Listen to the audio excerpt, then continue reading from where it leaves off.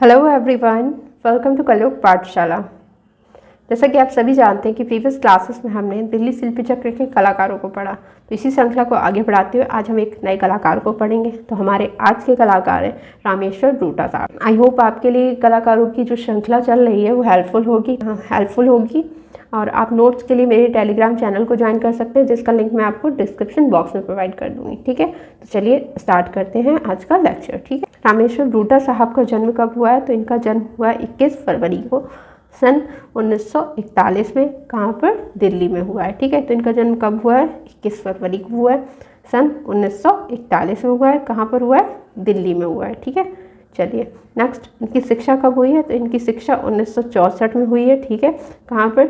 Delhi college of art से fine arts से स्नातक किया। ठीक, यानी दिल्ली में इनका जन्म हुआ है। इनकी शिक्षा भी कहाँ हुई है? दिल्ली में ही हुई है। और कहाँ से हुई है? दिल्ली कॉलेज ऑफ आर्ट से।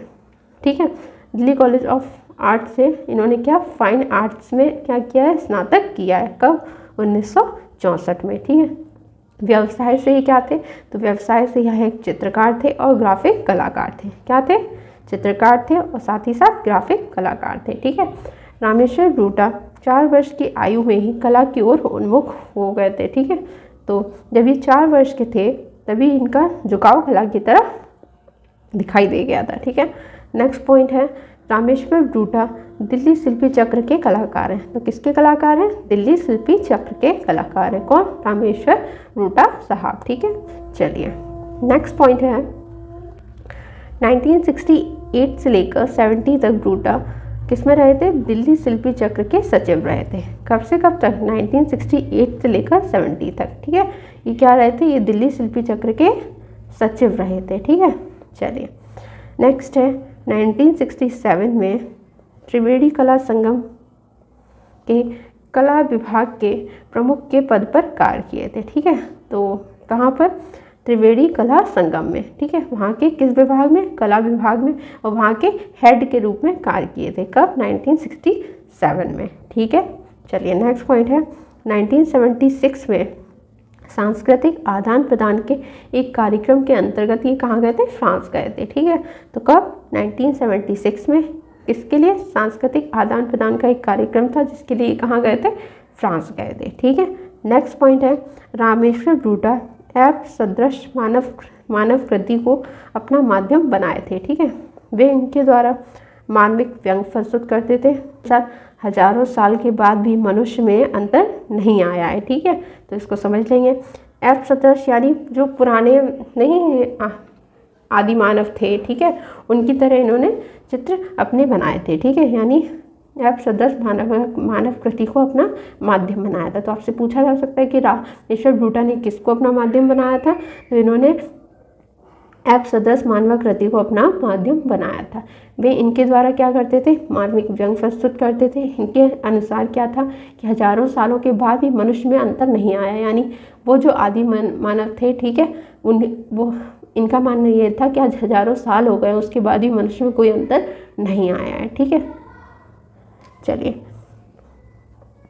पहले इंपॉर्टेंट पॉइंट्स मार्क कर लेंगे। ठीक है, इंपॉर्टेंट पॉइंट्स, 1968 से लेकर 70 तक रूटा क्या रहे थे? दिल्ली शिल्पी चक्र के क्या रहे थे? सचिव रहे थे। तो इसको मोस्ट इम्पॉर्टेंट मार्क कर देंगे। ठीक है, ये हो गया।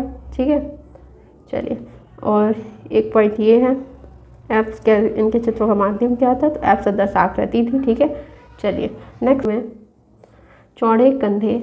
ठीक है, मानव कृतियों में क्या था?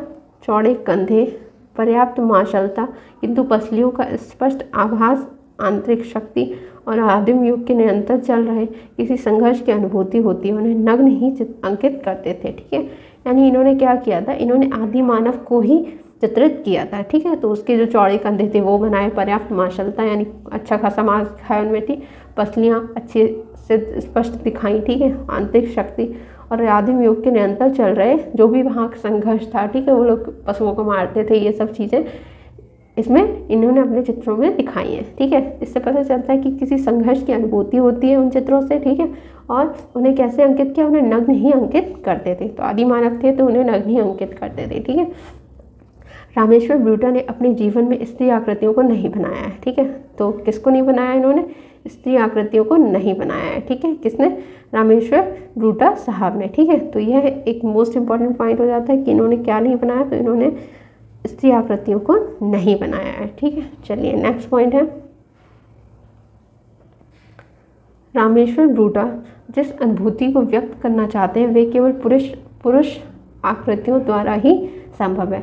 ऐप अथवा गोरिल्ला के समान आकृतियों के माध्यम से वे मनुष्य की पार्श्विक प्रवृत्तियों तथा अशोभनीय को प्रकट करते हैं, जो सामाजिक व्यंग का रूप है, ठीक है। और कब से कब तक इन्होंने ये कार्य किया? 1970 से लेकर 80 तक किया, ठीक है।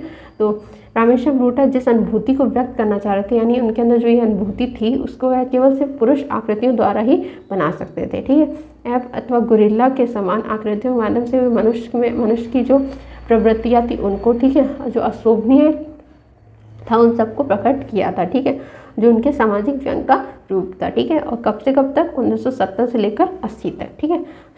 रामेश्वर ब्रूटा क्या करते थे? शरीर पर बाल दिखाने के लिए तूलिका के बजाय किसका प्रयोग करते थे? ब्लेड के टुकड़े से कैनवास खुरच कर क्या करते थे? इच्छित प्रभाव उत्पन्न करते थे, ठीक है। तो शरीर पर बाल दिखाने के लिए रामेश्वर ब्रूटा क्या करते थे? तूलिका के बजाय किसका प्रयोग करते थे? ब्लेड के टुकड़े का, ठीक है। और उससे क्या करते थे? कैनवास को खुरच देते थे और इच्छित प्रभाव उत्पन्न करते थे, ठीक है। नेक्स्ट पॉइंट है कि गोरिल्ला सीरीज़ किसकी है, ठीक। तो गोरिल्ला सीरीज़ है रामेश्वर ब्रूटा की, ठीक है। तो ये मोस्ट इम्पॉर्टेंट हो जाती है। और ये कैनवास को कैसे करते थे तो वो भी इम्पॉर्टेंट हो जाता है, ठीक है। चलिए, ठीक है। तो गोरिल्ला सीरीज़ किसने बनाई? तो रामेश्वर ब्रूटा ने बनाई, क्योंकि यही पूछी जाती है, ठीक है। चलिए, तो आई होप आपको ये अच्छे से क्लियर हो गए होंगे। रामेश्वर ब्रूटा साहब आपको अच्छे से क्लियर हो गए होंगे। जितना मैंने आपको पढ़ाया अच्छे से तैयार कर लीजिएगा। और चलिए मिलते हैं फिर नेक्स्ट वीडियो में एक नए कलाकार के साथ। तब तक के लिए थैंक यू।